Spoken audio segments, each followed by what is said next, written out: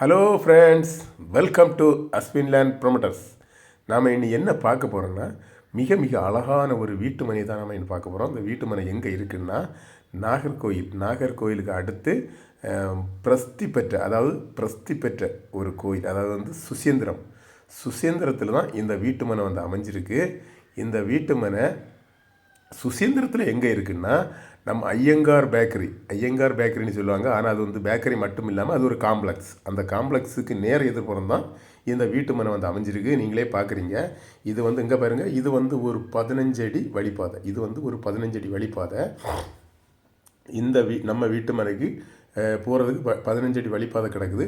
அப்புறமா ஒரு சின்ன வீடு இருக்குது. அந்த வீடை தொட்டு அடுத்தது 40 அடி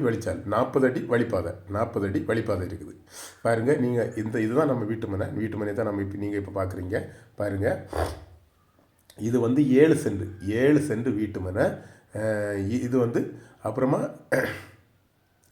இதுக்கு அடுத்தது ஒரு சின்ன வீடு இருக்குது. இந்த வீட்டுக்கு அடுத்தது 40 அடி வழிப்பாதை இருக்குது. பாருங்கள், வடக்கு முகம் பார்த்த ஒரு ஃப்ளாட் ஆகும் அந்த ஃப்ளாட்டு.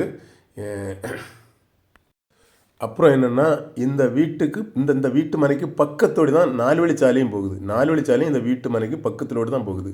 இப்போ பாருங்கள், நான் காமிச்சு தரேன். பாருங்கள், ஒரு இடம் விட்டாச்சுன்னா உங்களுக்கு 4 அடி வழிப்பாதை, 40 அடி வழிப்பாதை. பாருங்கள், சுற்றிலும் குடியிருப்புக்கு